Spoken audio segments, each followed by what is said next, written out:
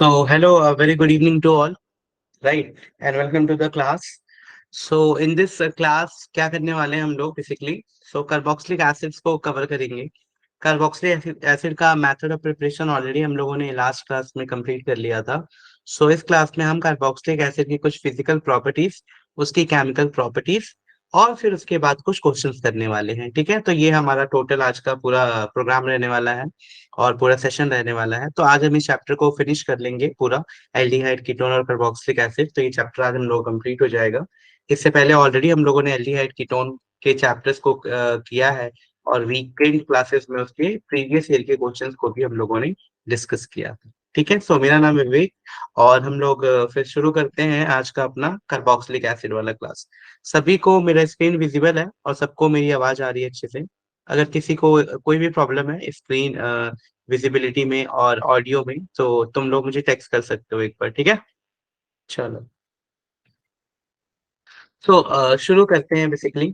Structure and the physical properties, right?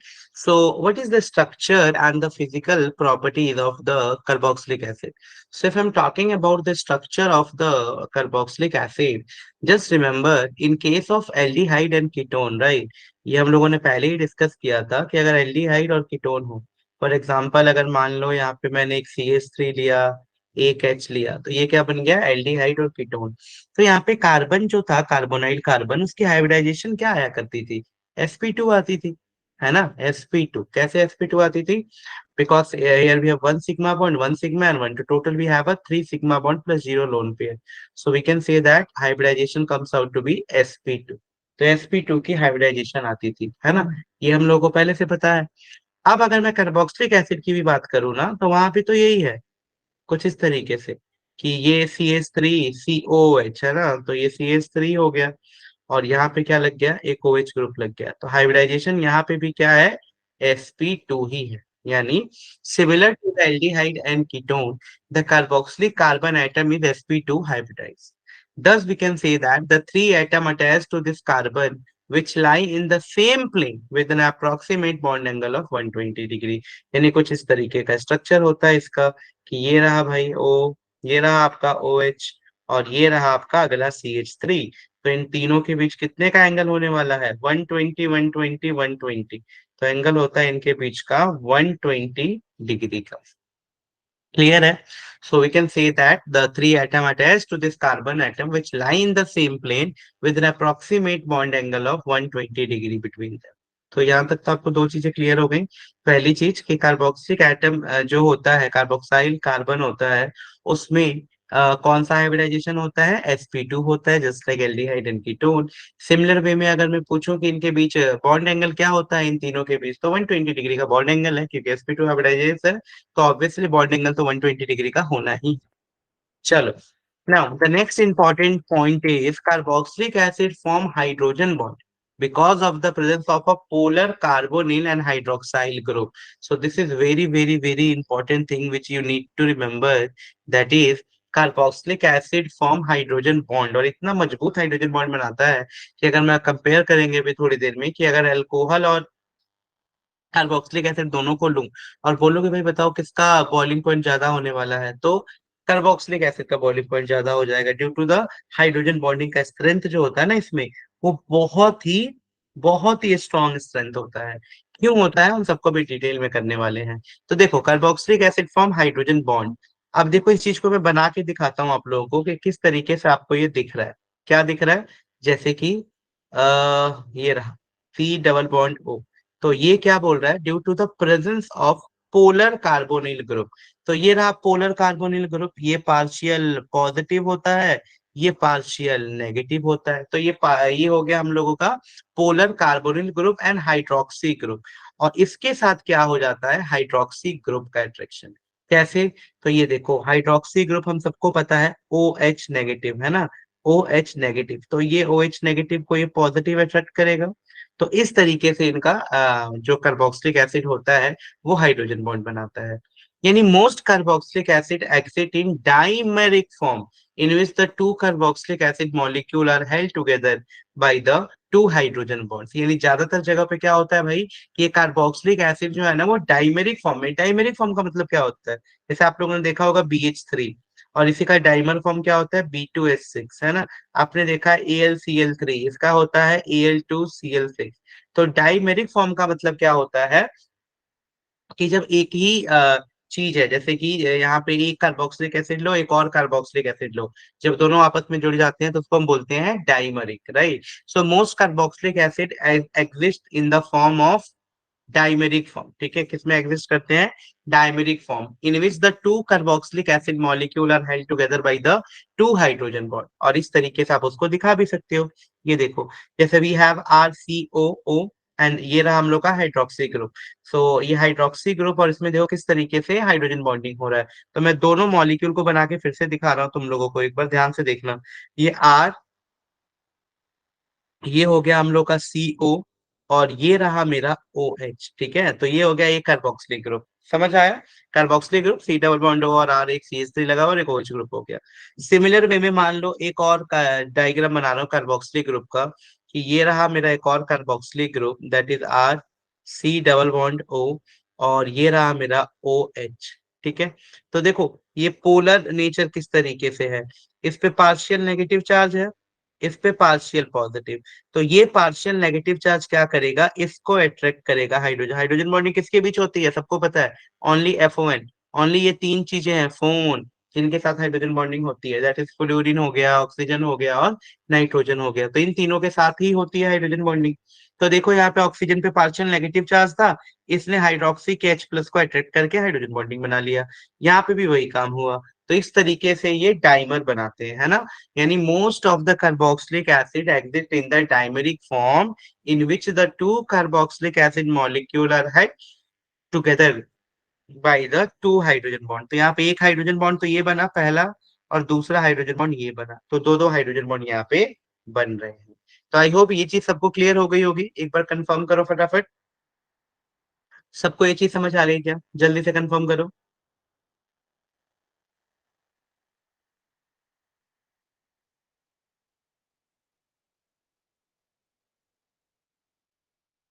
Clear है सबको,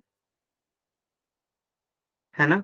सो ये हम लोग का हो गया भाई पूरा कार्बोक्सिलिक एसिड के डाइमेरिक फॉर्म के होने के बाद कि किस तरीके से डाइमेरिक फॉर्म में एग्जिस्ट करता है।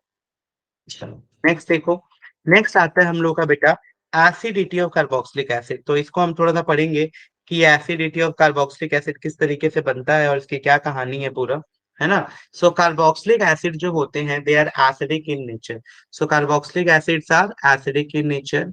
They dissociate in water according to the following equilibrium to give the proton and carboxylate ion। तो चेक करेंगे अभी कि कार्बोक्सिलिक एसिड जो होते हैं उनको कार्बोक्सिलिक एसिड्स क्यों बोलते हैं, उनकी एसिडिटी क्या होती है, क्या वो स्ट्रॉन्गर एसिड होते हैं, वीकर एसिड्स होते हैं, तो उनके एसिडिटी के बारे में चेक करेंगे, ठीक है। So carboxylic acid are acidic in nature, ये चीज तो आपको याद रखना है। कैसे, देखो ये रहा हम लोग का carboxylic acid that is RCOOH, और इसको जैसे ही वाटर में हम लोग डालते हैं तो ये क्या बनता है, hydronium ion that is H3O+। और यहाँ पे किसका फॉर्मेशन हो जाता है, कार्बोक्सिलेट आयन का। तो यहाँ पे फॉर्मेशन हो गया है कार्बोक्सिलेट आयन का। तो हमें पता है कि भाई जिसका जितना मजबूत, जो भी कोई एसिड है जिसका कॉन्जुगेट बेस जितना स्ट्रांग होगा वो उतना अच्छा एसिड होता है ना। सो कार्बोक्सिलिक एसिड अच्छे ही एसिड्स होते हैं हमारे लिए। Now remember that lower the pK indicate greater acidity, है ना। ये हम सबको पता है कि अगर के की वैल्यू ज्यादा है तो एसिडिक भी ज्यादा है, और जो pKa होता है वो इनवर्सली प्रोपोर्शनल होता है के। मतलब अगर के घटेगा तो पीके बढ़ेगा, है ना। और भी से, अगर पीके ए की वैल्यू घटती है इसका मतलब एसिडिक कैरेक्टर क्या होगा, बढ़ेगा। तो वही तो लिखा है यहाँ पे कि lower the pK indicate greater acidity. यानी if you compare this pK value with those of alcohol, you will note that the carboxylic acid are much more acidic than alcohol। यानी अल्कोहल के कंपैरिजन में जो अपने carboxylic acids होते हैं वो बहुत ही ज्यादा एसिडिक होते हैं, ठीक है। तो ये चीज आप लोगों को अच्छे से ध्यान रखनी है, क्यों, क्योंकि इनका जो पीके की वैल्यू है वो काफी लोअर है। जबकि मैं बात करूं अल्कोहल का, तो अल्कोहल के लिए पीके की वैल्यू ज्यादा है, और जिसकी पीके की वैल्यू ज्यादा होती है वो कम एसिडिक होता है। Now So this can be explained on the basis of the anion formed as the result of ionization. देखो होता क्या है, द कार्बोक्सिलेट आयन ऑब्टेन, ये जो कार्बोक्सिलेट आयन मिला था, is obtained of by the dissociation of the carboxylic acid can be right, can be represented as a resonance hybrid. ठीक है, can be represented as a resonance hybrid of the following two structure. तो resonance hybrid होने के चलते ये काफी ज्यादा stable होते हैं, और इसी के लिए हम क्या बोल सकते हैं कि अनायन जो फॉर्म हो रहा है आयोनाइजेशन करके, उससे हम लोग इस चीज को एक्सप्लेन कर सकते हैं। चलो, अब एसिडिटी में कौन कौन से ग्रुप है जो इस एसिडिटी को और बढ़ाएंगे? तो बेसिकली बेटा हम लोग को पता है, चाहे वो इलेक्ट्रॉन डोनेटिंग ग्रुप लगे या लग जाए इलेक्ट्रॉन विड्रॉइंग ग्रुप, तो हम सबको पता है इलेक्ट्रॉन डोनेटिंग ग्रुप जब भी लगता है वो एसिडिटी को कम करेगा। सो जब भी electron withdrawing group donating group लगेगा तो एसिडिटी को वो क्या करना चाहेगा? डिक्रीज। और उसी तरीके से जब भी इलेक्ट्रॉन विड्रॉइंग ग्रुप लगेगा तो ये क्या चाहेंगे एसिडिटी को? ये एसिडिटी को इंक्रीज करना चाहेंगे।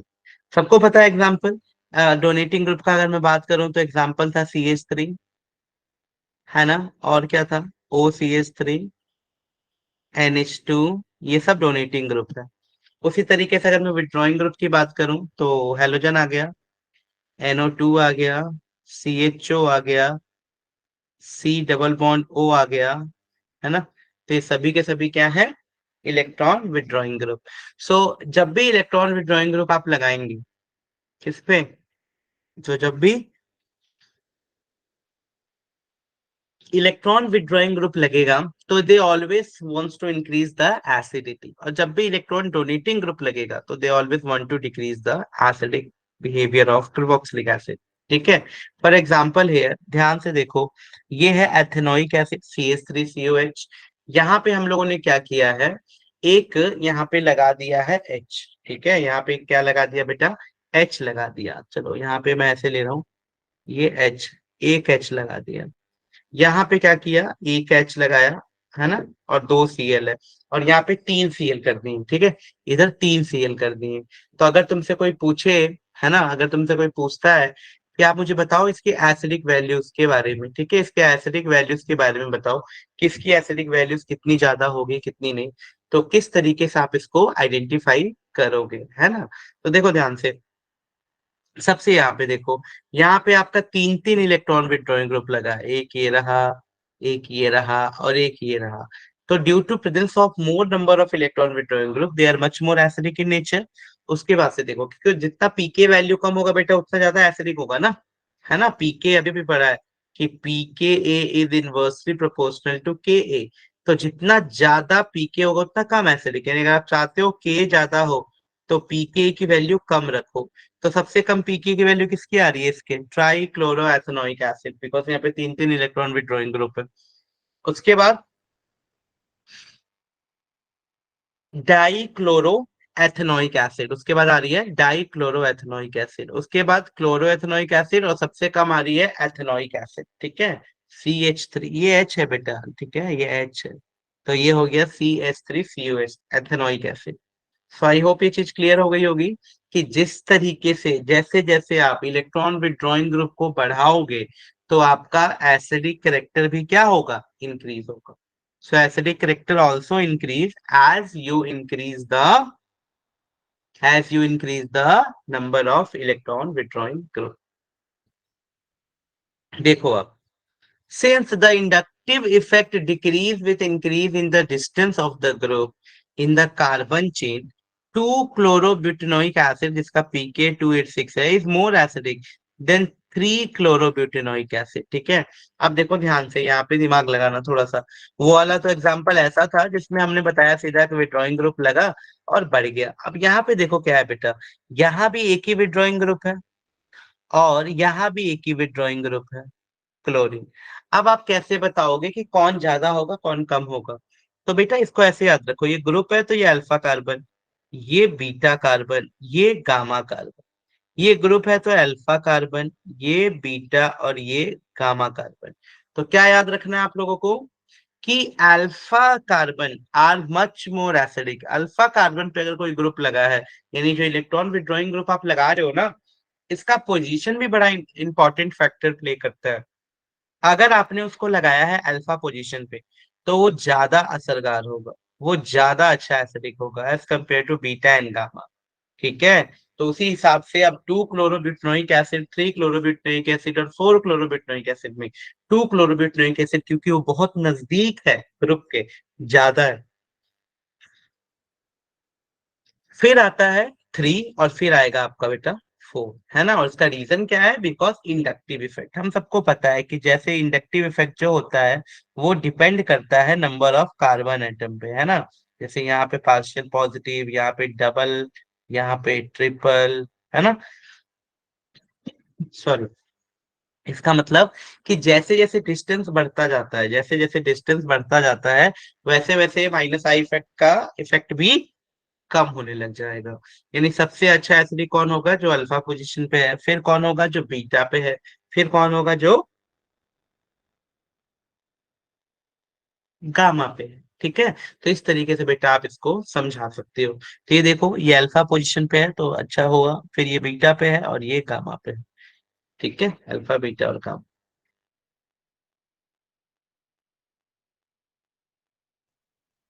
मूव करें नेक्स्ट। समझ आया सबको? कोई हो जिसको डाउट हो यहाँ पे तो पूछो एक बार।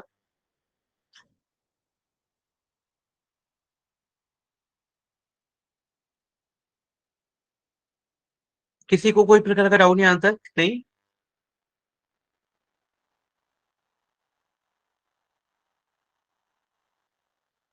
चल, now now let's start with the reaction of carboxylic acid. तो फिजिकल प्रॉपर्टीज ऑलमोस्ट इसकी खत्म हो गई। अब हम लोग करने वाले हैं रिएक्शन ऑफ कार्बोक्सिलिक एसिड, कि भाई कार्बोक्सिलिक एसिड की क्या क्या रिएक्शन है और किस तरीके से हमें ये देखना है। ठीक है।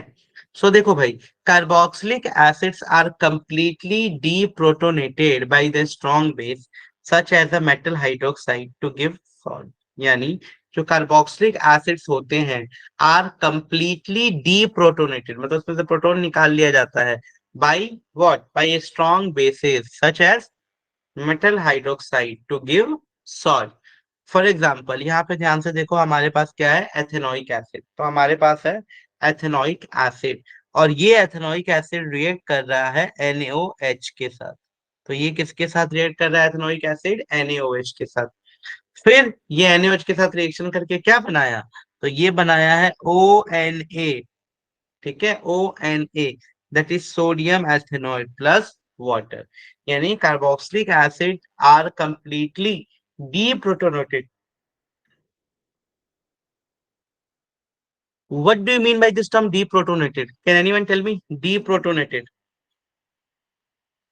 Deprotonated का मतलब क्या है बेटा? ये H प्लस जल्दी से निकल जा रहा है ना। तो carboxylic acids are completely deprotonated by the strong base. कोई स्ट्रॉन्ग बेस आया NaOH, और ये H2O बना के निकल गया, OH और H मिलके H2O बन गया। तो H2O बन गया as a metal hydroxide to give the salt, और यहाँ पे क्या बन गया है? Sodium ethanoate. ठीक है। Now, it will be very interesting to know that soaps are the sodium salt of long chain carboxylic acid which are called fatty acid। यानी जो सोप होते हैं, साबुन होते हैं, ठीक है, are the sodium salt of long chain carboxylic acid. Right, for example stearic acid हो गया, सोडियम सेटेरेट हो गया, they all are the example of this soap, है ना। यानी when the acetic acid is undergo hydrolysis, so they will form sodium acetate. Clear है ये चीज? रिएक्शन ऑफ कार्बोक्सिलिक एसिड में, कि कार्बोक्सिलिक एसिड जो होता है वो कंप्लीटली डीप्रोटोनेटेड होता है अगर आप उसको स्ट्रॉन्ग एसिड के साथ रिएक्शन करा दो। और हमें ऐसे ही पता है कि जब भी एसिड और बेस रिएक्शन करते हैं तो क्या बनता है? Salt plus water. ठीक है। क्या होता है जब एसिड और बेस को रिएक्ट कराते हो? तो they produce salt plus water, है ना। यानी carboxylic acids are completely deprotonated. Completely deprotonated का मतलब समझ रहे हो क्या, कि उसमें से H प्लस निकल जाता है completely by the strong bases. कोई स्ट्रॉन्ग बेस अगर हम लाते हैं, such as a metal hydroxide to give this salt. ठीक है, तो इस चीज को आप लोगों को ध्यान से समझ के रखना है। Next, it will be interesting to know that soaps are the sodium salt of long chain carboxylic acid, which are called fatty acid. ठीक है, एंड ये तो हम लोग एग्जांपल ऑलरेडी कवर कर लिया हम लोगों ने। Now, this reaction is also used as a test for the carboxylic acid in the laboratory. So, for the test of the carboxylic acid in the laboratory, which method we are going to use? The thing is, the first one is the liberation of CO2 in the form of bubbles on treatment with NaCO3 indicate a carboxyl function group in the compound. ठीक है, यानी अगर अगर liberation हो CO2 का इन the form of bubbles, ठीक है, इन the form of bubbles on treatment with sodium hydrogen carbonate, ठीक है, इसको इंडिकेट करते हैं हम लोग carboxyl functional group in the compound. Clear है, तो ये चीज आप लोगों को सभी ने ध्यान रखनी है। जल्दी से बता दो एक बार यहाँ तक क्लियर है कि नहीं, एक कंफर्मेशन।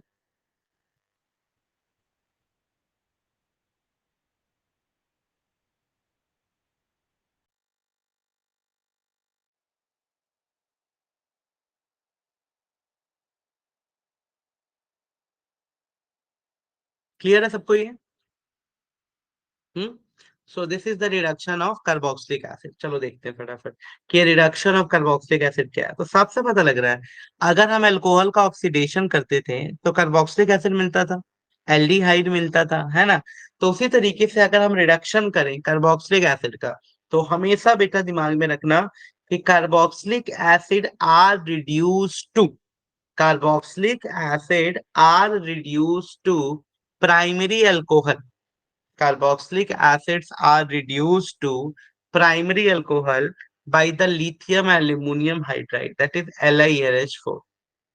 ठीक है, दैट इज जब भी कार्बोक्सिलिक एसिड कोई हो और उसका अगर आप करा दे रिडक्शन, तो किस में बदलना है उसको, तो वो बदलेगा अल्कोहल में, डिपेंडिंग अपॉन कौन सा कैटलिस्ट आपने लिया है।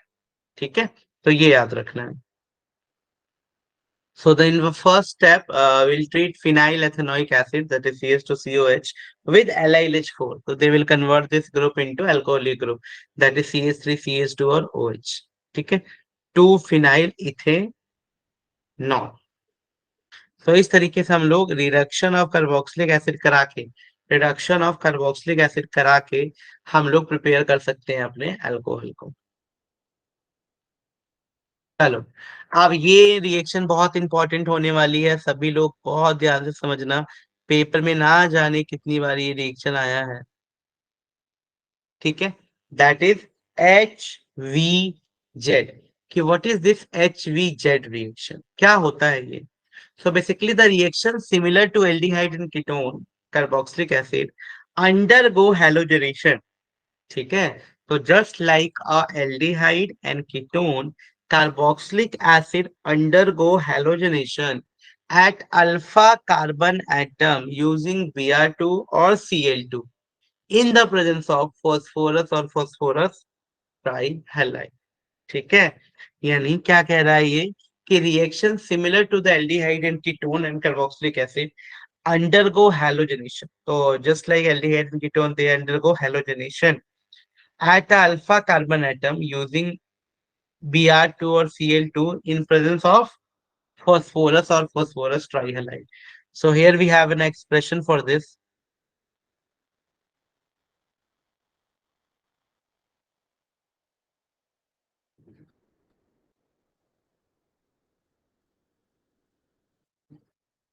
इसको थोड़ा सा रब कर लेते हैं।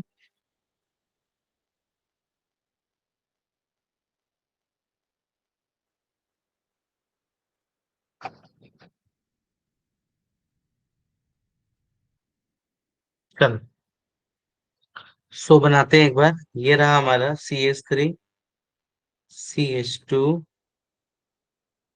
CH2। ठीक है, तो CH3, CH2, CH2 और ये हो गया हम लोग का COOH।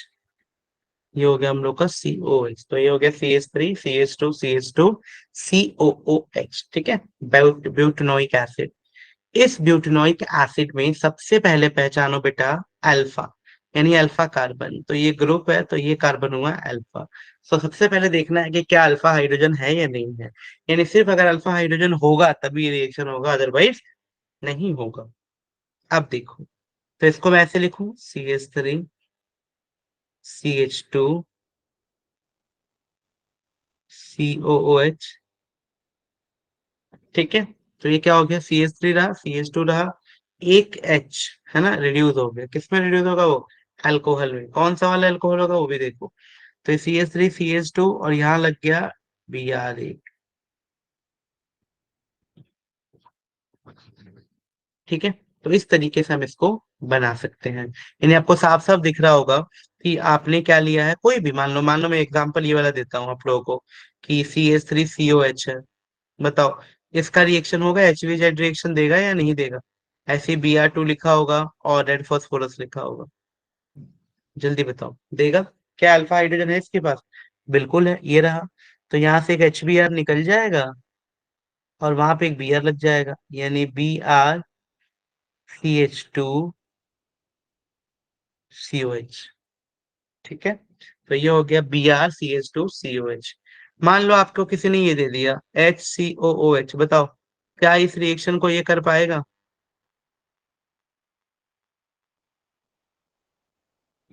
बताओ, देगा। नहीं देगा। क्यों नहीं देगा, जल्दी बोलो। क्योंकि जो HCOH है इसके पास अल्फा हाइड्रोजन नहीं है। सो इसके पास अल्फा हाइड्रोजन नहीं है। तो due to absence of alpha hydrogen ये इस रिएक्शन को नहीं देगा। यानी HVZ रिएक्शन की सबसे इंपॉर्टेंट चीज क्या है, तो इस रिएक्शन की सबसे इंपॉर्टेंट चीज ये है कि इस रिएक्शन को सिर्फ वही देगा जिसके पास अल्फा हाइड्रोजन होगा, अदर इस चीज को नहीं देंगे। यानी alpha halo acid so obtained are the useful intermediate in the synthesis of other organic compound. ठीक है, तो आई होप HVZ क्लियर हुआ होगा सबको। एक बार जल्दी से बता दो भाई, HVZ क्लियर है क्या।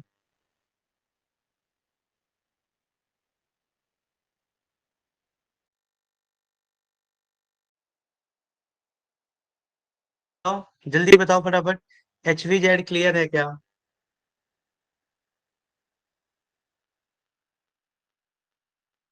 दो कंडीशन, पहला क्या, अल्फा हाइड्रोजन होना चाहिए जो कि अल्फा कार्बन पे ही होगा। और दूसरा हमें क्या लेना है, एथनोइक एसिड, उसको ट्रीट करना है रेड फास्फोरस और ब्रोमीन के साथ।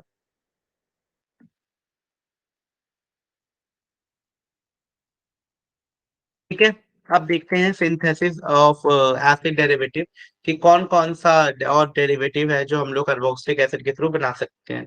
फॉर एग्जांपल जैसे ये है कार्बोक्सिलिक एसिड हैलाइड, जैसे RCOCl हो गया, इसका हम लोग यूज करते हैं ना, CH3। ठीक है, तो CH3COCl हो गया, कार्बोक्सिलेट हाइलाइड हो गया। उसी तरीके से कार्बोक्सिलिक एसिड से हम कार्बोक्सिलिक एसिड एनहाइड्राइड भी बना सकते हैं। ठीक है, इसी तरीके से कार्बोक्सिलिक एसिड से हम लोग अमाइड भी बना सकते हैं, RCONH3 RCONH2 सॉरी। और इसी कार्बोक्सिलिक एसिड से हम लोग एस्टर भी बना सकते हैं। तो ये टोटल चीजें हैं जिससे हम लोग अलग अलग चीजें सिंथेसाइज कर सकते हैं इसको लेके, एंड कार्बोक्सिलिक एसिड्स को लेके।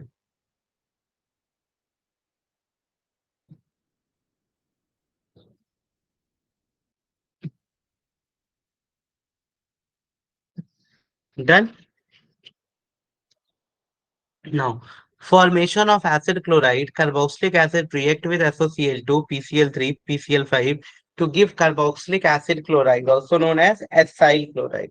फॉर एग्जाम्पल ये देखो, जैसे यहाँ पे है हमारे पास CH3COH है ना, और ये रिएक्ट कर रहा है COCl R2 के साथ, COCl R2 के साथ। तो ये क्या बना दिया, एसिड क्लोराइड। यहाँ पे देखो, अगेन कार्बोक्सिलिक एसिड ने PCl5 के साथ रिएक्शन किया, तो 3RCOCl बन गया। उसी तरीके से अगर वो PCl3 के साथ करता तो भी ROCl बन जाता।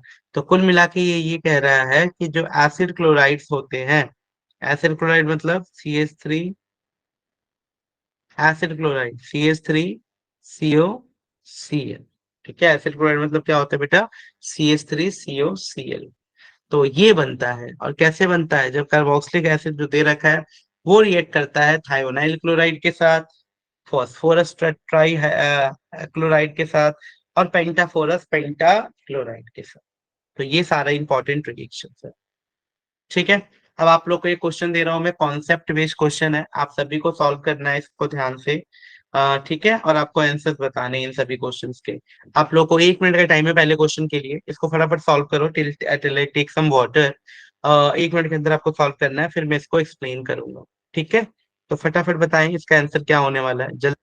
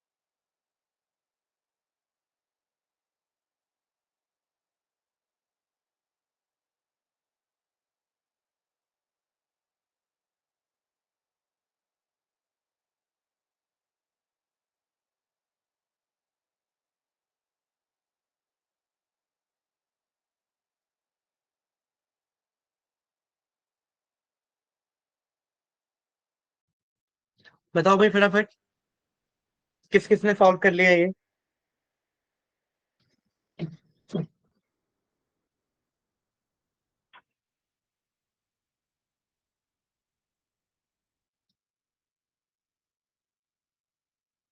क्या आंसर आ रहा है इसका?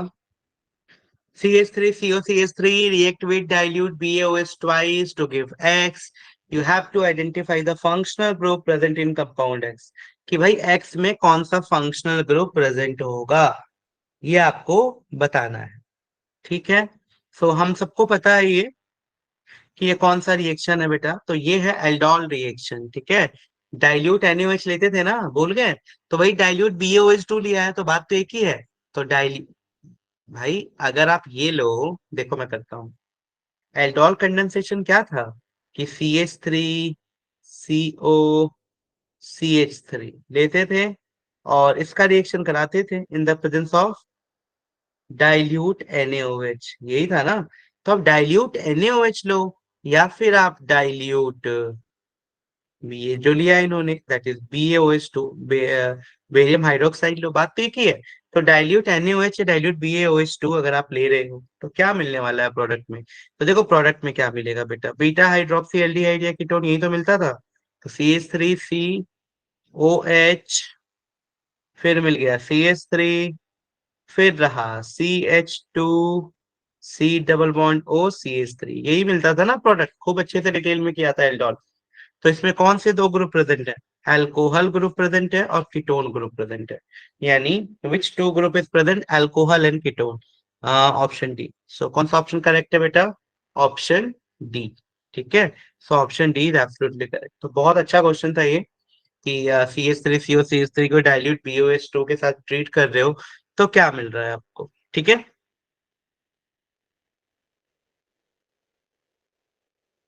नेक्स्ट चलो। तो नेक्स्ट क्वेश्चन है, आपसे पूछा हुआ है, बताओ जल्दी आंसर इसका। कि ये RCOOH है, इसको आपने X के साथ ट्रीट किया, followed by H2 and HCl, तो बना RCH2OH। फिर RCH डबल बॉन्ड CH2 को आपने ट्रीट किया X के साथ, तो मिला RCH2CH2OH। अब आपको बताना ये X है क्या, मतलब ये X कुछ ऐसा है जो कार्बोक्सिलिक एसिड को भी अल्कोहल में कन्वर्ट कर रहा है और जो एल्कीन को भी अल्कोहल में कन्वर्ट कर रहा है, फॉलोड बाय X। ठीक है, H2 और NaOH H2O2 कर कुरा के। तो ये कौन सा रिएक्शन है? तो हम सबको पता है, अगर ध्यान से देखो, कि कार्बोक्सिलिक एसिड को अगर हम ट्रीट करते हैं B2H6 के साथ, तो रिडक्शन होगा उसका और वो बनेगा अल्कोहल, यानी एक्स है यहाँ पे B2H6। एक्स क्या है? B2H6। ठीक है। उसी तरीके से एल्कीन पे जब B2H6 का रिएक्शन हमने कराया तो इसने क्या बना लिया है बेटा? RCH2CH2। तो एक्स क्या है यहाँ पे? B2H6। B2H6 याद रखना। The next question is the following conversion is also known as. बताओ इस कन्वर्जन को किस नाम से जानते हैं हम लोग? कोई बताएगा? जल्दी सभी लोग बताओ, इस कन्वर्जन को किस नाम से जानते हैं? The following conversion is known as, जल्दी।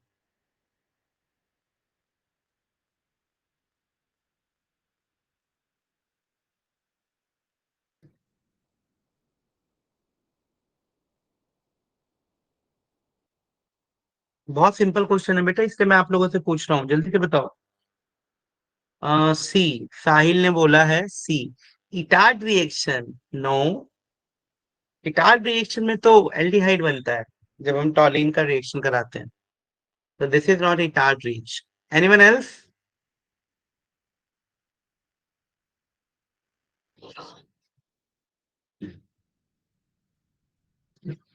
बहुत सिंपल क्वेश्चन है बेटा।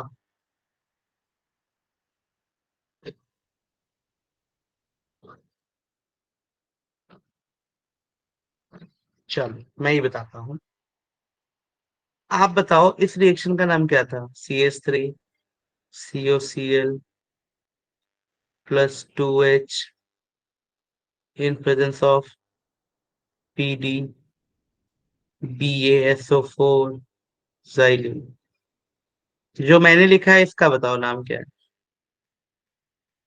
नीचे जो मैंने लिखा है, मैंने कराया भी था तुम लोगों को। क्या मिलता था? CH3CHO। रोजनमंड बोलते थे। तो क्या ये रोजनमंड रिएक्शन नहीं है? रोजनमंड ही तो है। ये CH3 की जगह पूरा एरोमेटिक कंपाउंड है। ये CO और ये Cl हो गया। तो दिस इज CH3COCl। और उसका रिडक्शन किया है H2 के साथ इन प्रेजेंस ऑफ PDBSO4 xylene। तो क्या मिला है? बेंजाइलीन। ठीक है, HCl निकल गया, बेंजाइल्डिहाइड मिला है। तो this reaction is an example of Rosenmund reaction. ठीक है। Not Stephen and not Etard reaction. ठीक है, इसका एग्जांपल है सिर्फ रोजनमंड रिएक्शन का। क्लियर है? तो ये हो गया भाई आपका रोजनमंड रिएक्शन। डन। चलो नेक्स्ट क्वेश्चन पे चलते हैं। सो नेक्स्ट क्वेश्चन है हम लोगों का कि बताओ reagent which can be use to convert alcohol to carboxylic acid. फटाफट बताओ जल्दी से।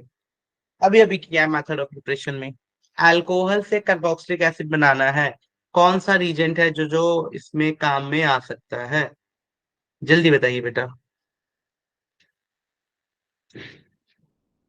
1 2 3 4 5 है, ABCDE तक है। आपको इस पांचों में बताना है कौन सा रीजेंट है जो काम आ सकता है कन्वर्जन में अल्कोहल को कार्बोक्सिलिक एसिड। जल्दी बताओ, वेट कर रहा हूँ रिप्लाई का फटाफट।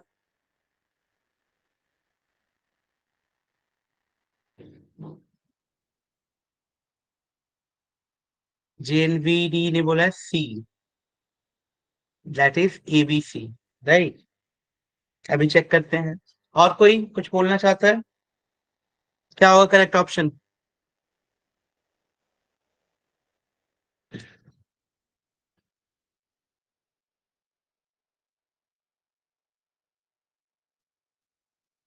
चलो, और कोई कुछ नहीं बता रहा? एक बच्चे ने बोला था ABC और बिल्कुल सही बोला है बेटा। बिल्कुल, क्रोमियम ट्राइऑक्साइड और H2SO4 को यूज करते हैं हम लोग, सब ऑक्सीडाइजिंग एजेंट है। K2Cr2O7 plus H2SO4 KMNO4 plus KOH hydronium ion, इन सबको यूज करते हैं हम लोग ABC करने। दैट इज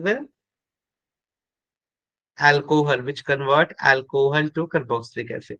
यानी जब भी अल्कोहल से कार्बोक्सिलिक एसिड में जाना है तो हम लोग इन रीजेंट्स का यूज करते हैं, CrO3, K2Cr2O7, KMNO4 और KOH। ठीक है। तो विच ऑप्शन इज करेक्ट? सी। चलो इसका आंसर करो फटाफट। Which of the following reaction is not an example of nucleophilic addition elimination reaction? इसमें से आपको बताना है कौन न्यूक्लियोफिलिक एडिशन एलिमिनेशन का एग्जाम्पल नहीं है। तो which of the following reaction is not an example of nucleophilic addition elimination reaction? जल्दी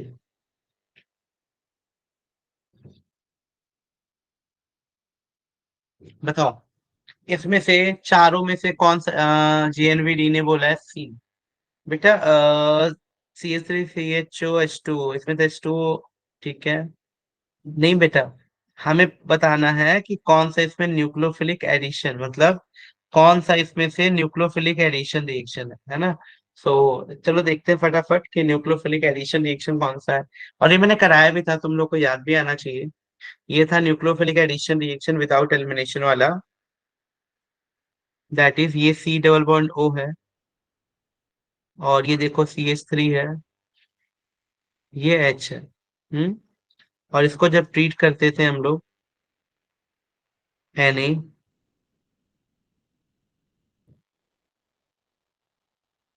ठीक है। तो और इसमें क्या होता था, ये partial negative partial positive.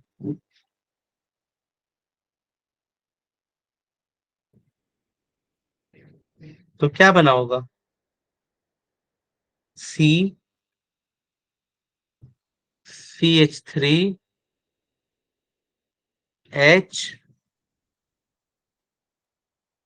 ONaHH3,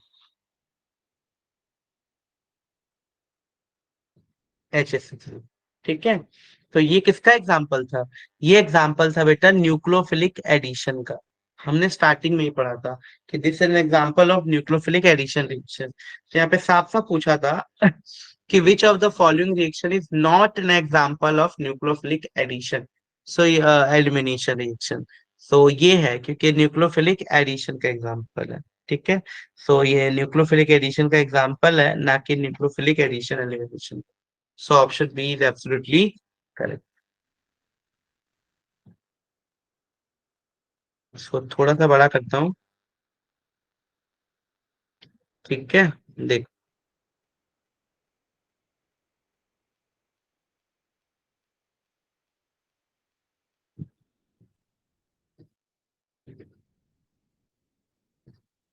चलो आप पूछा है आप लोगों से। हाँ, मैच करना है लिस्ट वन को लिस्ट टू के साथ, ठीक है।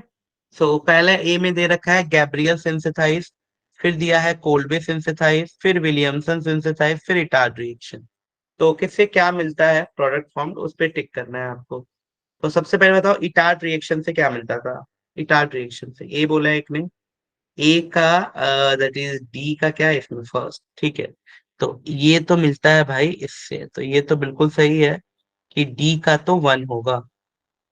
अब देखो सी का, तो सी का क्या है, विलियमसन सिंथेसाइज ईथर के लिए होता है। तो सी का सेकंड हो गया। डन। बिल्कुल बेटा सही आंसर दे रहे हो आप लोग, जेएनवीडी ए बोला इन्होंने। सी, उसके बाद से आ गया बी। तो बी का क्या होगा, कोलबे सिंथेसाइज। तो कोलबे सिंथेसाइज से हम बनाते हैं अपना दो ऑप्शन है, सैलिसाइक्लिक एसिड है और प्राइमरी एमाइन है। तो सैलिसाइक्लिक एसिड लिख लो,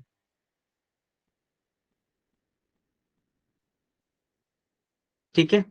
अब बचा जैसे ऐसे लिख देता हूँ, बी, बी का है फोर्थ, और बचा ए। तो ए का तो पता ही है क्या होगा, फिर प्राइमरी एमाइन ए का हो गया, ठीक है।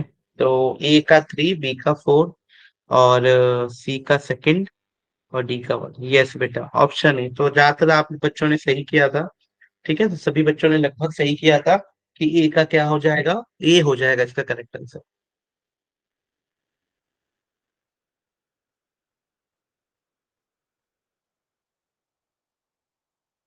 देख, स्टेटमेंट वन स्टेटमेंट टू दोनों को ध्यान से पढ़ो। पहला स्टेटमेंट है the boiling point of aldehyde and ketone are higher than the hydrocarbon of the comparable molecular masses because of the weak molecular associated in aldehyde and ketone. तो भाई boiling point तो ज्यादा होता है, लेकिन बात अगर अजीब नहीं बोल रहा, due to weak molecular association of aldehyde and ketone, due to dipole dipole interaction, weak बोल रहा है, ठीक है। लेकिन बॉइलिंग पॉइंट इसका क्या बोल रहा है कि हाइयर होगा। देखो दिमाग लगाना थोड़ा इसमें, कैसे कैसे बोल रहा है बॉइलिंग पॉइंट हायर होगा, और एक तरफ बोल दे रहा है because of the weak molecular masses. तो ये बात तो कहीं कहीं समझ नहीं आ रही हम लोगों को। अब देखो, the boiling point of aldehyde and ketone are lower than the alcohol of the similar molecular masses due to absence. बिल्कुल सही बात है भाई, कि अल्कोहल में तो हाइड्रोजन बॉन्डिंग नहीं होती है, जबकि एल्डिहाइड और कीटोन में नहीं हो रहा है।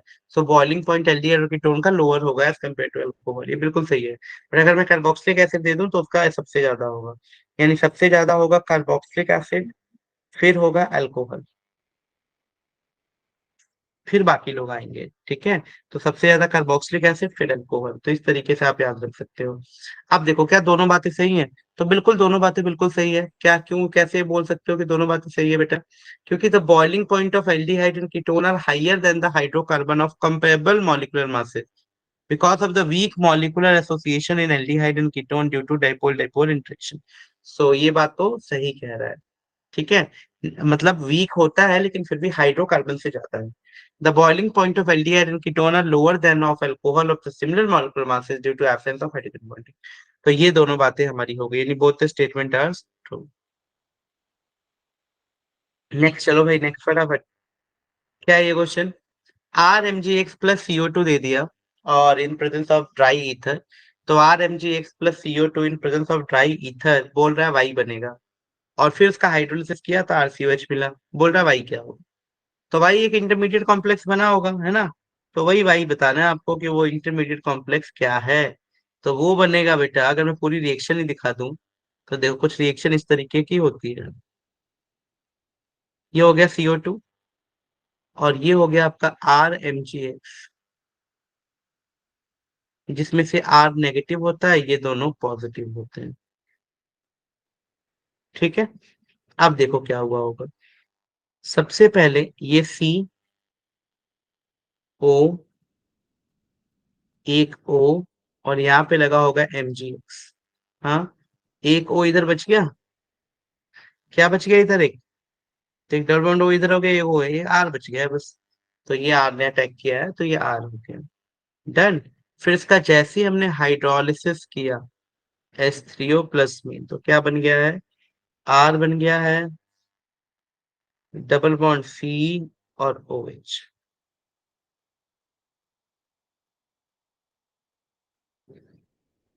दोबारा बना दो, देख। तो ये बन गया है RC डबल बॉन्ड OH। ठीक है, तो ये फॉर्मेशन हुआ, यानी R इंटरमीडिएट इसमें क्या बना? RCO नेगेटिव MgX, ये बना है ना, RCO negative MgX A. So which option is correct बेटा? Option number A. तो ऑप्शन नंबर ए बिल्कुल ही करेक्ट है। चलो भाई, अब ये बताओ, ये भी एनसीईआरटी बेस्ड है पूरा क्वेश्चन, बहुत इंपॉर्टेंट है, हमने डिटेल में इसको किया भी था कि आपको प्रोडक्ट वो करने हैं, है ना? तो साइनोहाइड्राइन, तो साइनोहाइड्राइन के लिए मैं पता था कि C डबल बॉन्ड O लेते थे और इसके साथ लेते थे HCN। तो अगर HCN लिया है तो पक्का ये साइनोहाइड्राइन है, यानी ये रहा साइनोहाइड्राइन, ए का फोर्थ। तो ए का तो है भैया फोर्थ। चलो, एसिटल बनता था जब हम अल्कोहल के साथ लेते थे, तो एसिटल का मतलब अल्कोहल, यानी आप बी को ले लो 3। तो बी का हो गया 3। ठीक है, बी का 3 हो गया, ए का फोर्थ हो गया। अब ऑक्साइन, ऑक्साइन तो बनता था NH2OH के साथ, तो डी का हो जाएगा फर्स्ट। ठीक है, और इसकी बेसिस सी, तो सी का हो गया प्राइमरी अमाइन, काम खत्म। तो सी का हो गया primary amine, that is C का हो गया 2। ठीक है, तो विच ऑप्शन इज करेक्ट बेटा? That is D. तो ऑप्शन डी बिल्कुल करेक्ट है, दैट इज ए का आंसर फोर्थ हो गया, बी का थर्ड हो गया, सी का सेकंड हो गया, और डी का फर्स्ट हो गया। तो इस तरीके से भी हम लोग इसको कर सकते हैं। ठीक। नेक्स्ट, नेक्स्ट बोला है compound x on reaction with O3 followed by zinc and H2O, है ना, followed by zinc and H2O give formaldehyde and 2 methyl propanal. तो एक फॉर्मल्डिहाइड मिल रहा है और एक 2 मिथाइल प्रोपेनल मिल रहा है। तो सबसे पहले फॉर्मल्डिहाइड मतलब मिल रहा है HCHO, और एक मिल रहा है हम लोग को 2 मिथाइल प्रोपेनल। 2 मिथाइल प्रोपेनल कैसे बनेगा? 2 मिथाइल प्रोपेनल बताओगे? 2 पे मिथाइल है CH3 CCH3, 2 मिथाइल प्रोपेनॉल। ठीक है, तो ये हो गया आपका CH3, 2 मिथाइल प्रोपेनॉल। और बोल रहा था कंपाउंड एक्स के कौन से कंपाउंड से ये बना होगा, ये बताना है आपको।